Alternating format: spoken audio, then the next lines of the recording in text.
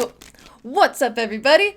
Laura Pintaro here, and welcome back to the vlog, where we talk all things photo, video, and everything in between. In today's episode, I want to talk to you guys about things that I wish I knew before becoming a photographer or videographer, and this will apply to both professions, so I'll just use a blanket term of photographer throughout this whole video.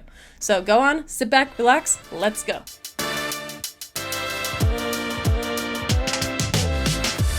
And before we get started, folks, please remember to show your girl some love by liking, subscribing, commenting, and please ring that little bell. It really helps me out, and it also helps you out in knowing when I make new videos. Okay, number one on the list of things that I wish I knew before becoming a photographer. Number one, it's expensive. In this profession, every little thing costs money, and honestly, people are not smart with their gear. They go super hard when they don't need to. I can't tell you how many photographers starting out I've seen just absolutely blow all their money on gear thinking that, you know what, I'll just start with a good gear basis before I get the clientele. That's pretty backwards. That's not what you want to do. I have also done this where I have bought all types of gear saying, you know what, I'll be covered when that type of shoot comes up, I'll have that gear. But I've never even ended up using some of the gear that I've bought. And honestly, I think a lot of people kind of make this mistake with gear all across the board with all professions and even going to the gym, working out. Like when people start working out, they'll be like, you know what, I need gear to work out. If I want to have a successful workout at home, I need gear. But we're totally missing the fact that we've never even worked out at home. It's absolutely the same problem with camera gear.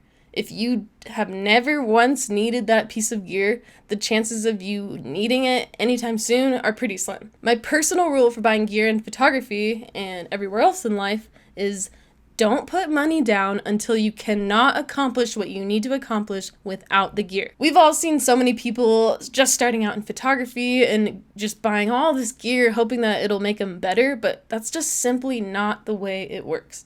Gear is very difficult to use. You have to have the knowledge before buying it.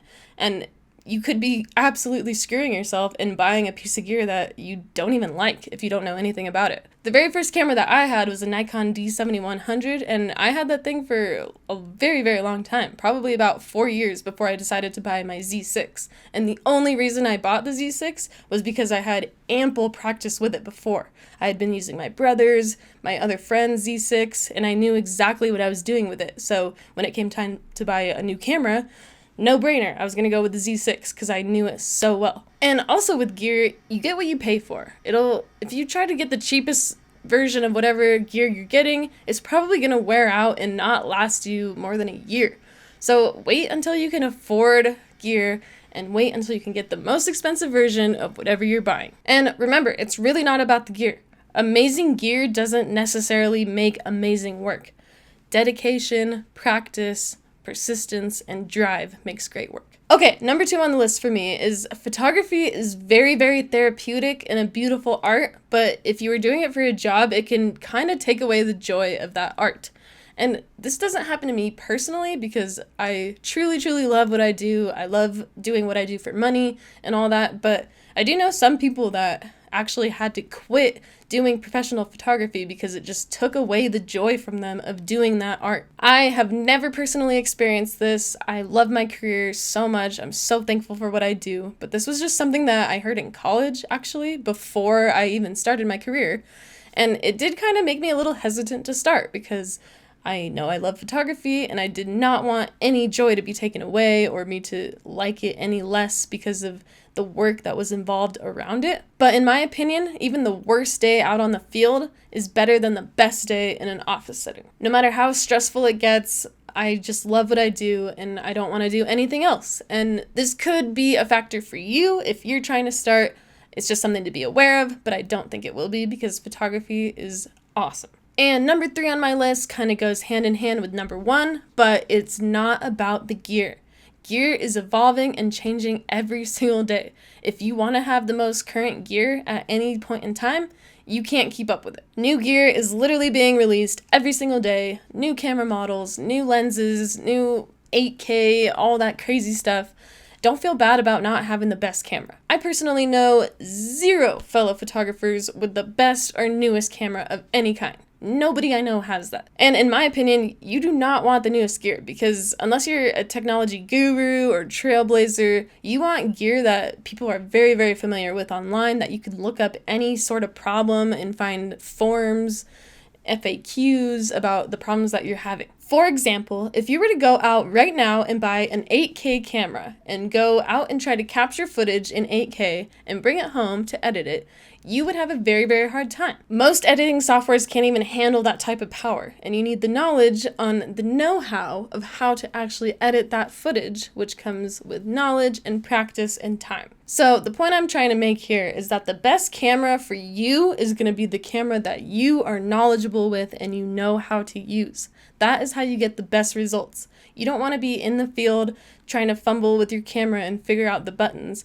You want to know these buttons with ease and be able to manipulate your camera very quickly. That's how you get the best results. Okay, number 4 on my list of things I wish I knew before becoming a photographer and videographer is that it is very, very time consuming.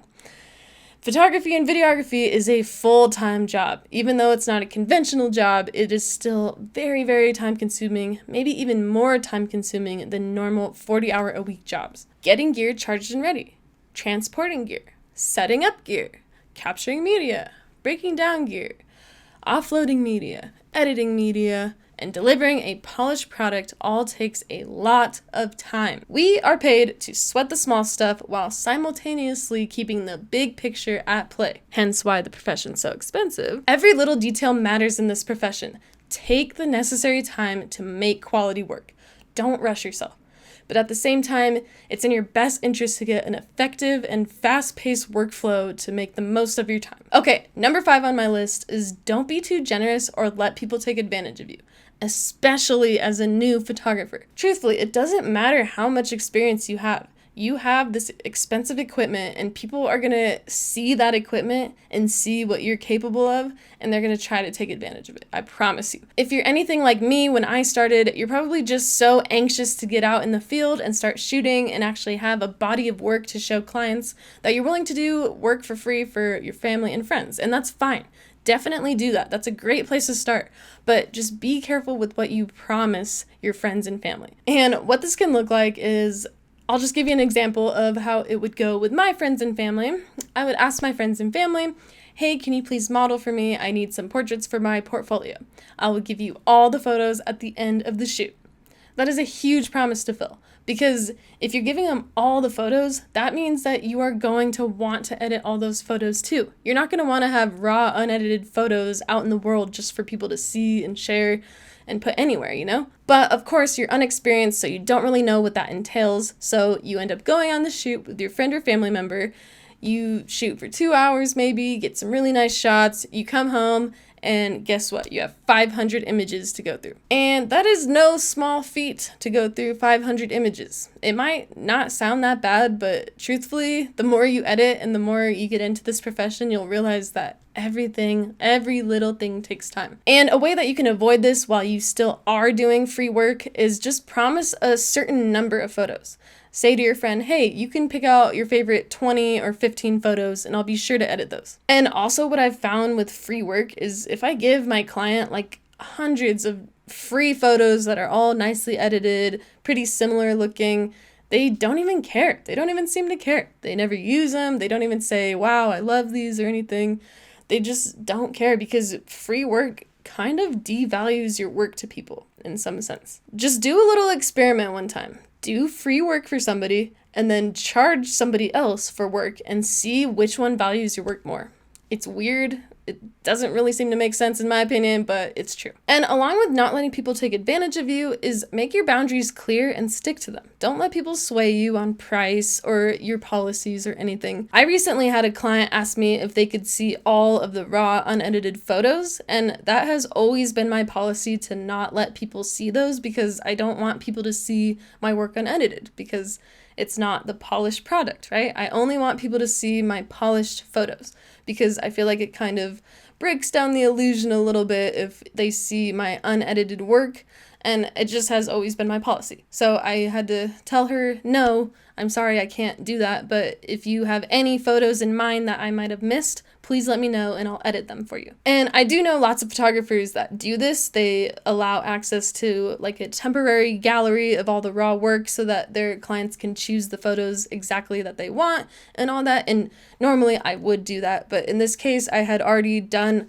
hours and hours of editing. And I know that my client didn't mean anything malicious by it by any means. It's just really important to me that none of my raw, unedited photos are out in the world in any way. But to avoid missing any photos that they might have been counting on or looking for, which in this case, I don't think that that was happening. I think she just wanted to see all the photos, but just to avoid that from happening, you can show people on site in your little camera preview the photos, and if they say, oh, I like that one, I want that one, then just take note of it right there. Basically, the whole idea behind this point is just to know what you're worth, know your value. Even if you are unexperienced, if you have an expensive camera, that is worth some type of value, and people need to be paying for that. Personally, I think I just did free work for way, way too long. So do your free work, build your portfolio, build your body of work, but then start charging people and don't be sorry about it. Okay, listen to me very carefully right now.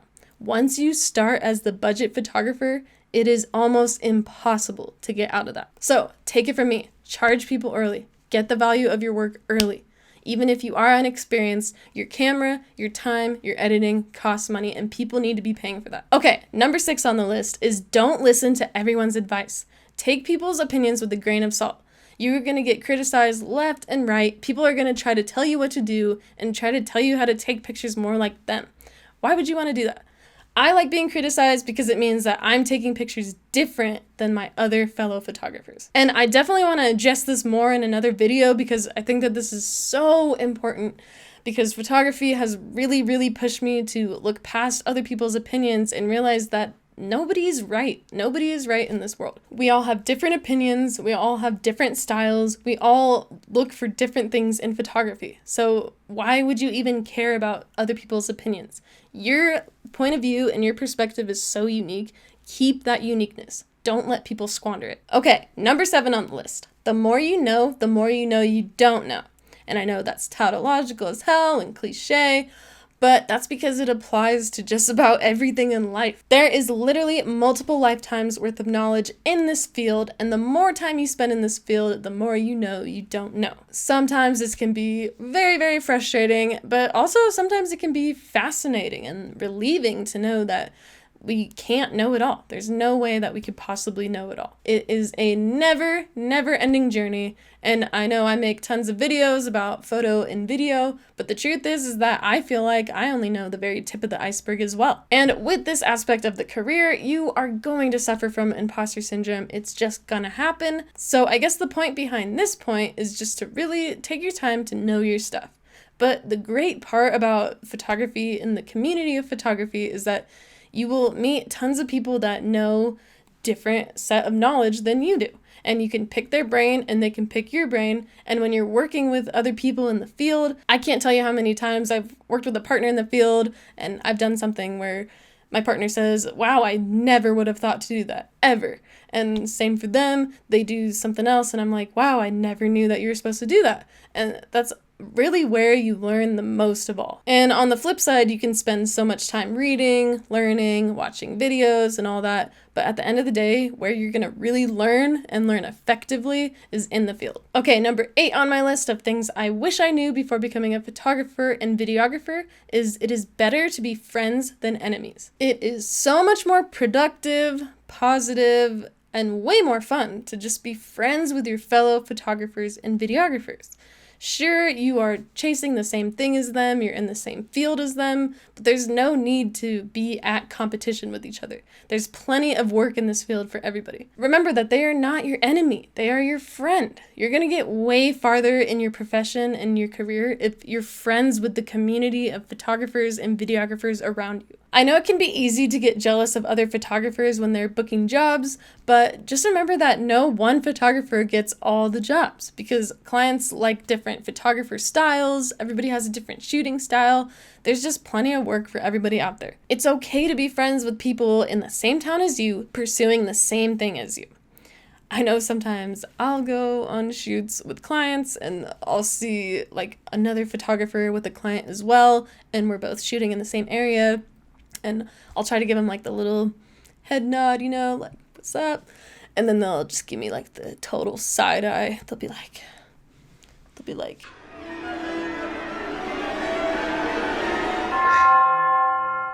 why can't we both just smile at each other? We're both killing it. We both have clients. I just don't get it. Okay, number 9 on my list. To be good, you have to keep striving when others would quit. I definitely wish that I knew that I would suck for a while at this profession, but I mean, I knew to some degree. I just didn't know how badly I would suck and for how long. And just like most things in life, when you're starting a new talent or skill, you are going to